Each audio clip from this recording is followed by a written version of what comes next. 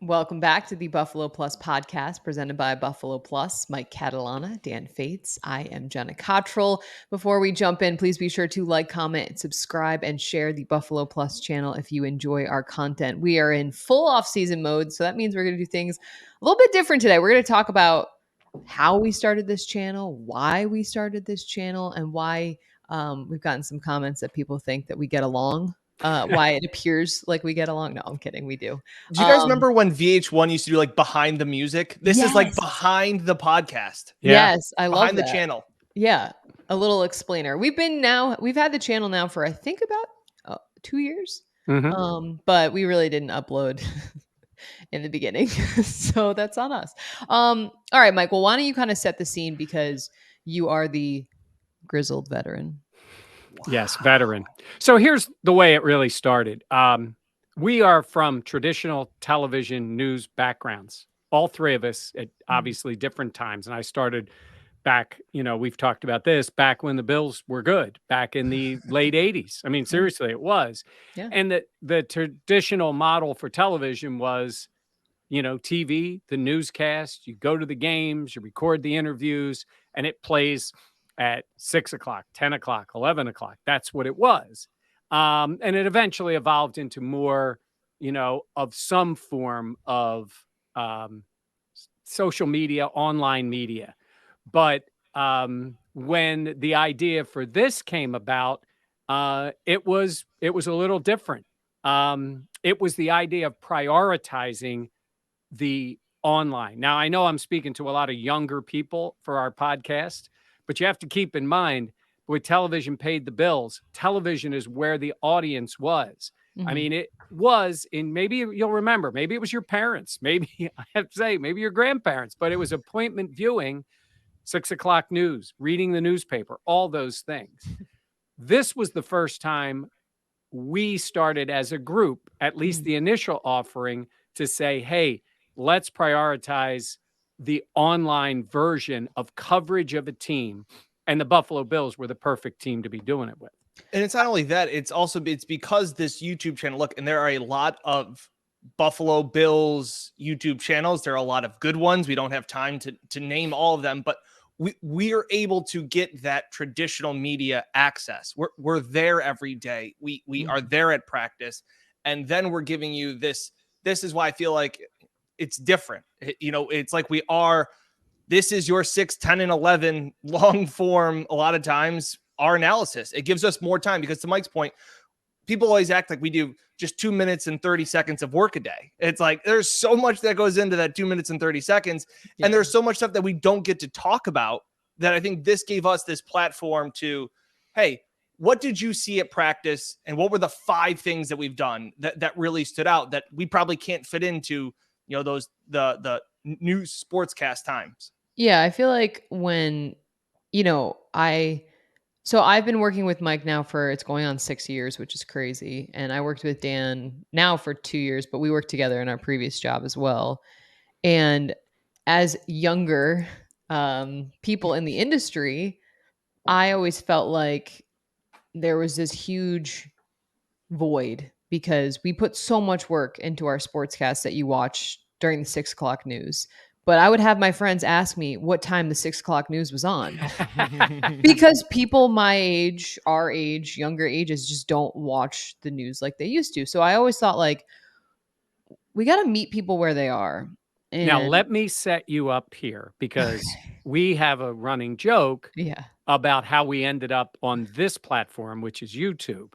But I will start by saying our corporate ownership came to me initially about doing something with, again, a version of, online social media in some form to cover the Bills.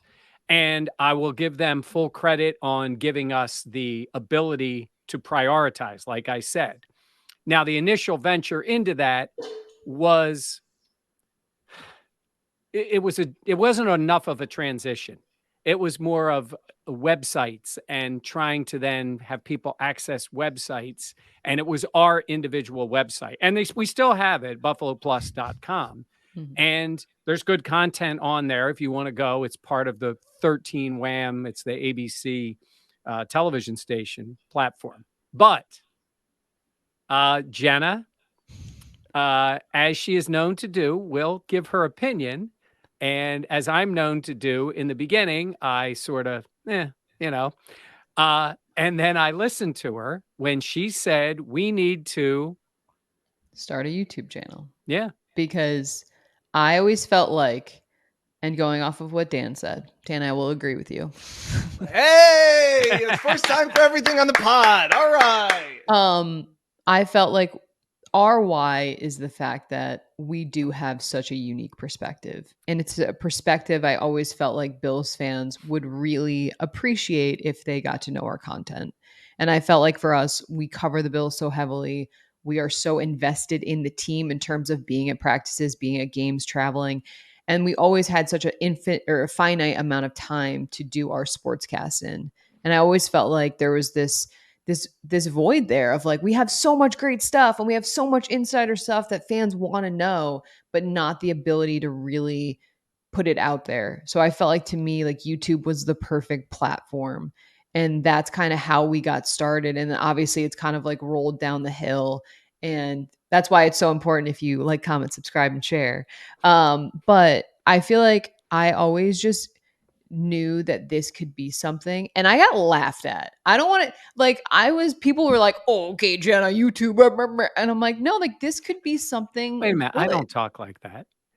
You don't talk like that. Other people talk like that. And that's a little bit more behind the curtain too, where we joked around about like, we do so many things, you know, instead of it's our 2 minutes and 30 seconds. Insider baseball, Jenna also watches a lot of YouTube at her desk. So she was the one going, hey, while we're writing a story, while we're researching, a lot of times 18 to 20 to 35-year-olds have YouTube just playing on the background, whether it is a podcast, whether it is just a video, whether it is a tutorial on what this is or how to fix an appliance. Like, it has become that thing where Jenna's like, hey, there's a big audience here, as we have seen through a podcast that have taken off on YouTube. And to finish that point, what I was describing initially, and again, these things change, they evolve, was sort of an online version of television. It was sort of saying, okay, here we are. And in this case, it's buffaloplus.com. And again, to a lot of people, and even through our site, that's fine. They can access that way. But it was more like, come to where we are, which is the same way the newspaper ran and the television stations ran, where here we are at this time. In this case, here we are at this site. And Jenna's point was, people are on YouTube. We need to be where they are. And that was how because it's the platform. We could have done some of this content, and we did do some things, whether it was on Facebook or other places, but we felt like, and look, Jenna said it in the beginning, there's a lot of good content.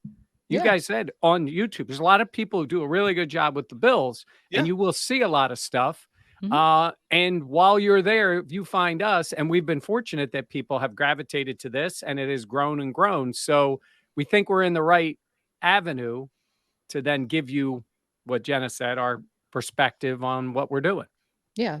No, I think, and like, I think we're unique too, because A, we get that access, but B, like, we are all very different people, but also do get along very well. And like, Mike, I know we joke about Grizzled Vet, but like, you have seen this Bills team and the evolution of this team from a perspective that not many people have. Yeah. You know, from a year-to-year basis, I think I've covered the team longer than anybody in Western New York. My buddy Sal Majorana at the Democrat and Chronicle started his full-time coverage of the team, I think, a year after I did. So for me, it was in the end of 1987. We're talking full-on beginning of Jim Kelly, Thurman Thomas, all that kind of stuff. And so I've seen a team evolve, covered that team, was around that team.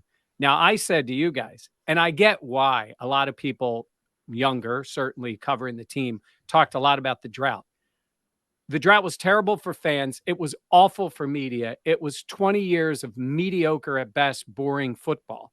So my perspective is I've seen it good pre-social media, the whole world we live. I've seen it be the worst thing you can be in the NFL, which is sort of irrelevant, middle to lower pack, not really challenging.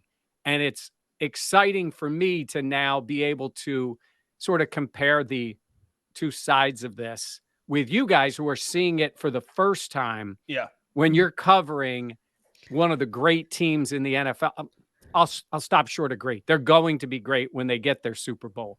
One of the best teams in the NFL right now, and the evolution of, Jim Kelly to Josh Allen. I'm not just looking at old videos. I was there for those games. And it wasn't, and I think that's where, the people that have come up to us, out in public, we really appreciate that. Say, hey, like saw Buffalo Plus, love the pod, love the channel, all of those things.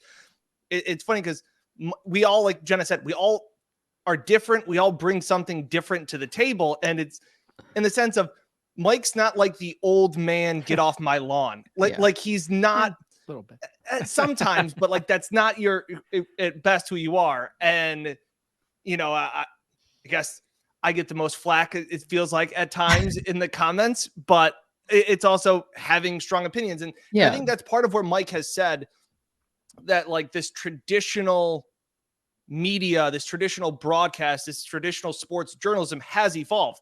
I'm not talking about Screaming A and Skip, but there are so many opinions out there that you do have to have strong points to some respects. Like, I always remember when people we would talk to people, or they say, hey, well, who do you think is going to win this week? Well, the Bills could win, or they could lose. It's like, who wants to hear that? Like it is, have a point, stick to it. And again, I think that's where these people, our viewers that we appreciate so much, and our subscribers, and that I think they like to say I'm an idiot. And I understand that. And that's part of why this is a great podcast and a great channel. Also have to add, it is not a bit. Dan is this opinionated about everything. Everything. Every pork chops. Like it is full on in the sports office when we're back there. It is constantly Jenna saying, like, this, what you see here is 100% real. My thing is, I don't have as many opinions on things because it's not that I'm super easygoing, but there's just times where I'm like, I can't have. You're just so high all the time. Jenna's just so mellow. You know me. But like, I look at Dan and I'm like, I just don't have that many opinions. But I will say, I think what makes it fun is, like, you talk about, the fact that we're doing this job and, like, you have opinions and we know this team, but also, like, we know the context of this team. And I feel like when you have other people talking, especially national media, they have a tough job. They're covering the entire NFL, the entire sports landscape. But, like, there's times where it's like, oh, is what's going on between, Josh Allen and this player. And it's like, well, I think we have a more of a level head because we know this team and how they operate, and we've seen the day-to-day. We've seen this team struggle we've seen this team be successful. So it's kind of like, I think we're a bit more measured. Yeah. But then we have Dan sprinkle in some. I think the word you used is perspective. And I've used that with you guys a lot, saying there's opinions, but then there's the perspective that you take on it. And I know sometimes, by the way, we love the comments. Yeah. And even if we don't always, because fortunately there's a lot of comments and we read them. We see what people are saying. Yeah. And I read all of them. All of those ones that you guys are saying about, I read what I love about the comments in this case is we get immediate feedback on what we're saying. Yeah. So we do. And, I go back a long time where I would literally, oh my God, this sounds like I'm in front of the transistor radio, but I would literally get letters from people saying, you're an idiot. What are you talking about? Like, but it takes time. Think about it. When somebody had to write a letter and put a stamp on it. They really hated you. Yeah. Right. Be a hot take to do that. Or, at times it was compliments, which is nice. Right. But I saved some really good ones where they attacked me, not quite to Dan's level, but they attacked me. And then it became like emails, and you still get that and all, but this is interactive in that way. And especially when we do the live show. So I appreciate that. I appreciate the ability to give my opinion. I have a lot of opinions on a lot of things. Again, closer to Dan's level, not quite there, but but closer. And I love the feedback. I love that we can give our opinion. I love that people can disagree with us, and we disagree with each other. But I love that it's whether it's live and it's an immediate conversation Yeah. or it's the three of us together, or we put it out there and then you respond to it and we see it and we address it at times. It's a conversation sometimes that's delayed by the fact that it's a taped piece, but But it's I actually really enjoy that part. and to Jenna's point, like we said, it's not a bit. And It's not. I would rather have people get done watching our videos and say, Dan's an idiot, or Well, they do. that was a great point by Dan, than for somebody to click off our video and be like, oh, well, that was it. Like, we're not going to be like I said, like Screaming A and Skip, where we're just throwing out random takes about anything, but we are passionate about this because this is what we devote most of our time at work is to this. So to have an opinion that, I feel like some I just throw out there. Most of them are crafted. Most of them are thoughtful, and I have some facts and knowledge to back it up. But I will never another thing is, at least I know all of us, we're not going to talk about something that we don't know. Like when people talk about whether it's critiquing play calling or formation or anything like that, it's like we have always said, I'm not going to break down the all 22. I don't know what play was called in the huddle. I'm not going to give you that aspect, but I can also tell you that this guy just didn't play well because I have eyes and I've watched enough football and covered this team for now going on 6 years. So, yeah, no, I mean, I think it all makes sense. And that's why, and I do want to add, like, if people have things that they're like, oh, maybe this would make for good content, or I have a question about this or that, like, feel free to add that in the comments, because this channel is still in its infant stages and we want to continue to grow it. And I think we've had so much fun with it. But I think there's so much potential for this channel. And especially as the Bills continue to rise, I feel like I don't know, it's just exciting to see like what we could be covering. And I know for Bills fans, I mean, it's even more exciting. Yeah. And I also want to say this. I say you're on YouTube, you'll see a lot of Bills stuff. And there are a lot of people that are putting content out there that don't have the access that we do. Now, that doesn't mean they don't have a perspective, and you Correct. may enjoy watching them. And I would have been that guy if I had access to this 35 years ago. I would have been, because you would have said, I have an opinion, I want to put it out there. I'm not saying that you can't enjoy that and you listen to it. But to Jenna's point, we are at practice, we're around the team, we travel to every game, we'll be in LA, we'll be in Miami, we'll be in Foxborough and Cincinnati, like all these places. And those things at times give you that perspective that other people don't have. Doesn't mean you can't watch them, listen to them, 100%. enjoy it, whatever it is. But to Dan's point, the national guys, by the way, you'll see it this year. Like somebody will come out with their big hot take that Josh Allen may be the best quarterback in the NFL. Like they just discovered Josh Allen. Like that's what you see nationally a lot of times. Yeah. And that's why, we can be critical too, without making it hot takes. And I know sometimes we get pushback. Jenna, Can you be more specific? Yes. Well, that was from Sean McDermott. Yeah. To Dan, who asked a very legitimate question to Jenna's golf buddy, Sean McDermott, and he wasn't happy. Fine. He wasn't happy. That's okay. If you're not asking questions sometimes that the fans want to hear. Yeah. That they may be mad at because you kind of struck a nerve. So be it. Hey, sometimes there's dumb questions too. None of us ever ask the dumb questions, but sometimes there are dumb questions too. And it's also that sense of, I don't want to like get up on a soapbox, but like being there, talking to players, asking the questions at press conferences is not an easy thing to do. And so for everybody to sit here and say, oh, why aren't you asking these things? Like there's a vibe to press conferences. There's a feeling in press conferences. When you're talking to players after a loss, like it is not an easy place. People always ask me, and I know I've gotten comments about this before. Well, Dan, you're not a Bills fan. You're right. I'm not a Bills fan. Do I root for the team to do well because my job then is way more fun? It is way more fun to talk to players after they've won 35-0 compared to a 42-0 loss. Like so yes, I root for the team in the sense of I want my job to be more fun and it's a lot more fun to cover. But yeah, I'm not a Bills fan. I didn't grow up a Bills fan, and that's okay. And I call this team, as I've always said, I would cover this team the same way I'd cover the Browns or the Patriots. Like I'd like to say I call a circle, a square, a square. And that's what we try and do on this channel, and in giving our thoughts and opinions. Like I said, we've got what, over 40 plus years? Mike's got 30. I got 6. Well, we have more than that because I have 35 on my own. That's 35, crazy. 6 and 6. So we're closing in on 50. Wow, that's kind of crazy. One more year will be combined 50. We'll have to update the Buffalo Plus logo with like one of those like the Sabres jerseys where they put like the 50 into it. Like put it in gold. Yeah. The golden years now. Yeah. No, it's true. All right. Why don't we talk a little bit about how we all know each other? Like how this got started? Because I feel like I feel like Jenna wouldn't know Mike if it wasn't for me.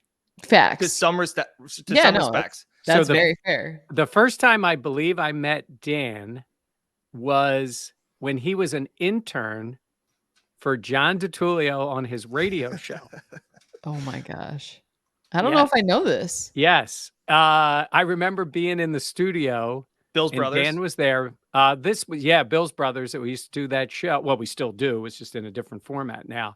And that's where I met Dan. And then he came to work in production at Channel 13. Scenes, and they used to always be mad at him. They'd be like saying to me, the production, he's got to go do what we hired him to do. He's always hanging out in the sports department. I was that annoying. I was the dirty penny you couldn't get rid of. I was the Levi Wallace. I believe, Levi, you called the ugly penny. I think I said, yeah, maybe. Yeah, you said ugly, which is not fair. And by the way, the phrase is bad penny, but that's fine. Yeah, it's all right. But Dan was there, and then he got his job in Elmira. Yeah, which is where that's where. Go ahead, Jenna. That's where. So out of college, my first TV job was in Elmira, New York, and there was an opening for my sports director left, so I went up to sports director, and we had a sports reporter position, and I was very scared about who we would hire. And so Dan was one of the people recommended, and I was like, all right, well, in my head, I was like, I'm going to make this interview the longest interview in the history of the world, so that way I know whether or not I can get along with a human being. Because especially, we work a lot of hours together, but especially in small markets, you are working constantly with the same person in an office that is essentially a shoebox. So Dan and I drove to Ithaca, covered what game? Was it lacrosse? Must have been lacrosse or soccer. Yeah, it was spring. It was spring, yeah. I think we covered a Cornell lacrosse game. Shout out Shokoff Field. And then it was like an 8-hour interview. I showed up at noon. Jenna didn't show up till 3, and I didn't leave until 11. Yeah. So it was like an 11-hour interview where I was like, I don't know, I got a shot. And I remember after you left, I was like, yeah, I didn't hate him. I was like, I feel like we can. That was the bar I had to clear. I don't hate the kid. Little did she know. Did she know where this friendship would take us. Well, it was funny because I remember thinking, I was like, man has a lot of opinions. That kid can talk. Like, what the hell? But I was like, okay, like, yeah. So we decided to hire Dan at that station.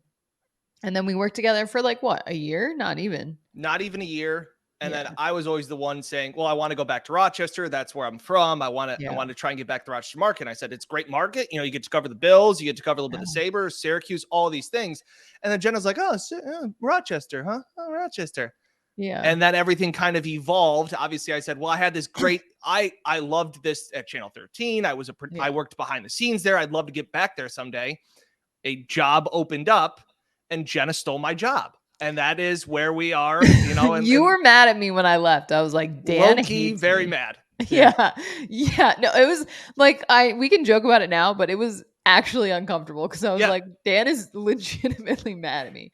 But Mike, I remember the first time I talked to you on the phone. Yeah. Because for some reason I had sent you my stuff, my work. Yeah. And I remember being like, oh my God, I have a call with this guy. No idea who he is, but he's supposed to be a big deal. We'll see about that. And you like critiquing my work. And I was like, okay, he seems pretty reasonable. But I don't remember the first time I met you in person. I met you the first time at a Bills game.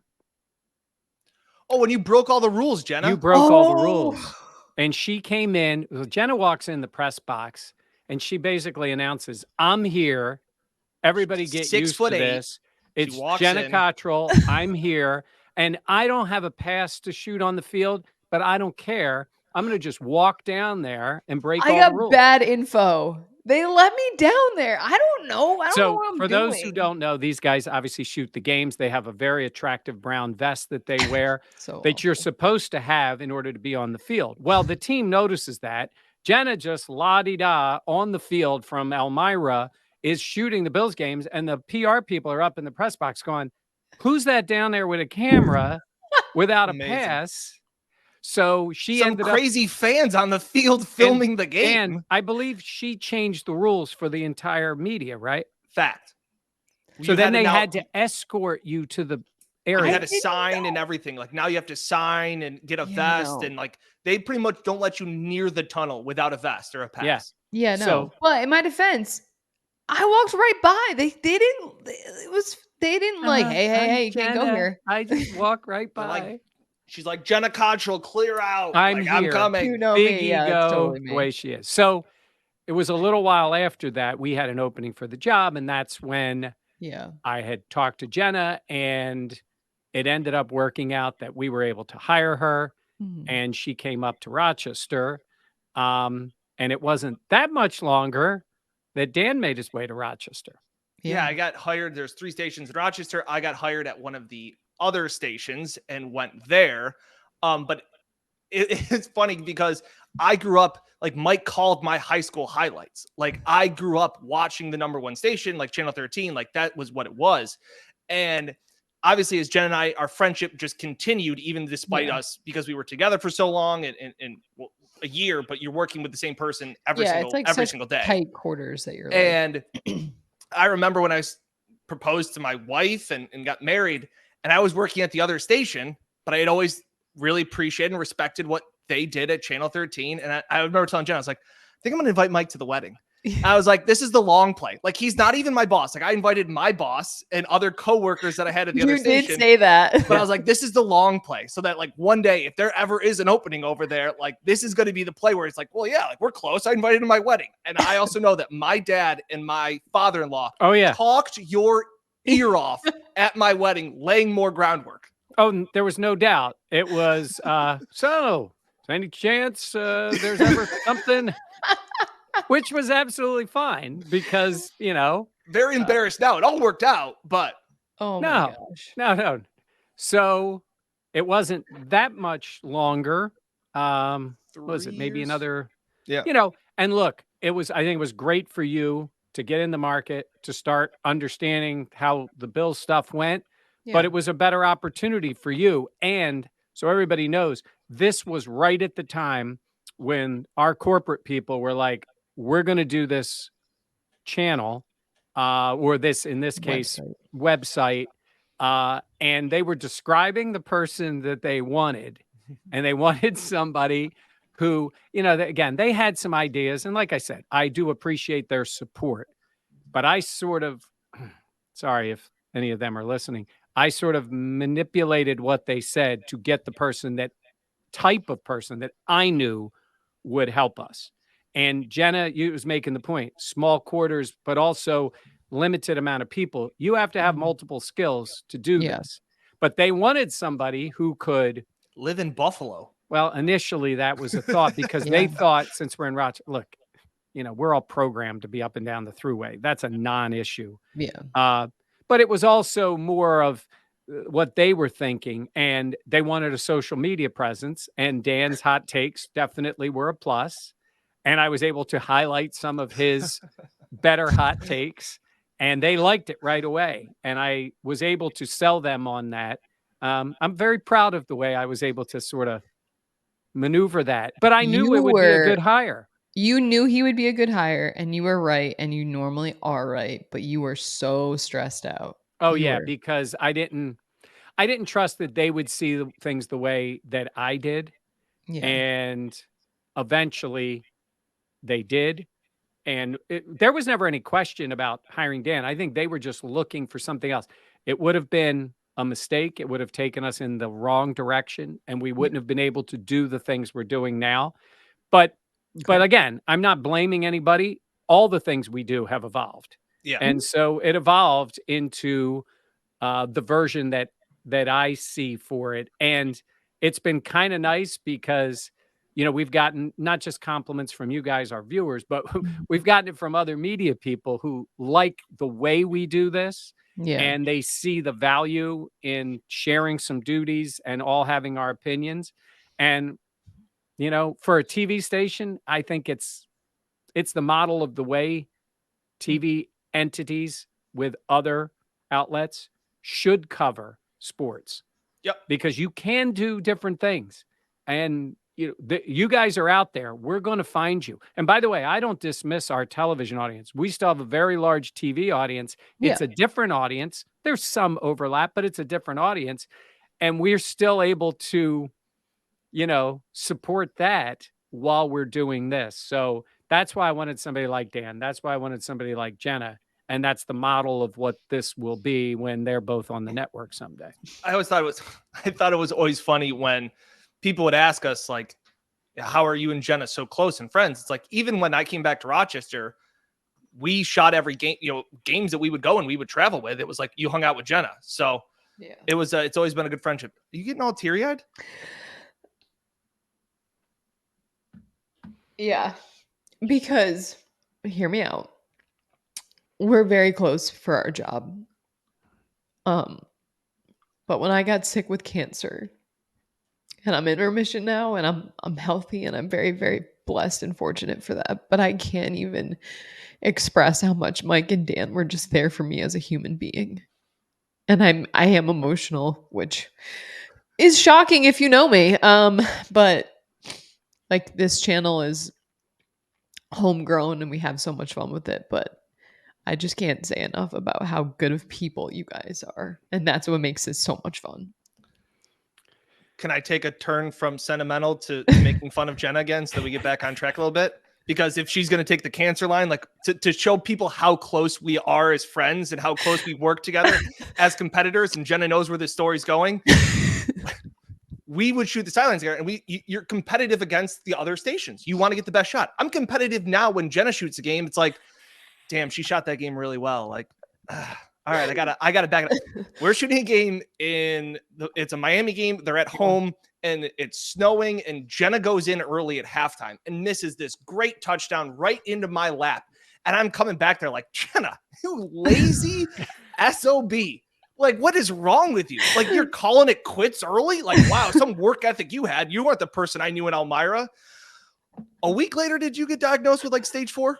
It was like 3 weeks later. Yeah, I was like, oh, that was just pretty tired. Like, that was cancer all throughout her body. Yeah, I guess that's all right. But that was like, I do remember, and you told me that. You were like, yeah, I thought you were just like really like resting on your laurels. Like, I'm still 13, I don't have to give an F. And I was like, no, man. Cancer. Yeah, no. But I mean, I think the reason this channel works is because we are such great friends. And I just do feel very appreciative. And I get a little emotional because I get to work with my best friends, and like, well, that's such a blessing. And we're not just work friends, we're like actual best friends. Like, I tell people one of my best friends is a 60-year-old male. Yep. But it's because it's true. Well, we go out and play golf together. And by the way, Jenna, she's dressed, she's got the hat, like she's got the bug now. And Dan, you couldn't play with us the other day. We've created a monster here. Yep. Yeah, I love she's it. hitting the ball, one ball. She's only hitting one ball. Well, no, there's still times to drop the second ball, but well, I'm like, I can do better. Let me hit it again. Yeah. But I'm saying is we do that. You guys have been over here with your spouses to my house for dinner. We go out all the time. We do enjoy that because we have a common thing. We're teammates here. This is what it is, right? Yeah. And we enjoy the work. And it's stressful. Schedules are tough. We have to adjust to each other because of a lot of things. And we do. I think we do a pretty good job of that. But it's very real between the three of us. Yeah, it is. That's the best way to put it. And Yeah. we get It's mad just- at each other. Like we are real. Like we have. Yeah, but Dan's usually wrong when we get mad at him. We have fun with it, but no. Yeah, don't make fun of me for crying. Not, I don't know. I know That's you guys won't, but in the comments, just No. have mercy on me. By the way, you've earned that, and it's something that we all are very aware of. It's part of obviously you and all of us, Mhm. but we're really happy in the side we're on now. So Yeah, Mhm. exactly. yes, Very true. Yeah. All right. Wow, this episode I wasn't expecting. I didn't see it getting deep. That got I- deep. I didn't either, but here we are. All right. Well, thank you so much for everyone joining us on the podcast. We'll be gearing up, obviously, training camp starting soon. We'll have more episodes of the podcast, but please be sure to like, comment, subscribe to the channel, share this content if you enjoy it. We always appreciate the comments, like we talked about, even if they say Dan is an idiot. The best Maybe part those is that comments a little less. the best part is that like I'm usually the first one to read them. Yeah. And it'll be like, guys, look at what this person said about me. And then Jenna and I have already read them, and I'll say to her, "Did you see what they said about Dan?" I'm like, well, somebody went in on Dan. But no. So for Mike and Dan, I'm Jenna. We'll catch you next time on Buffalo Plus.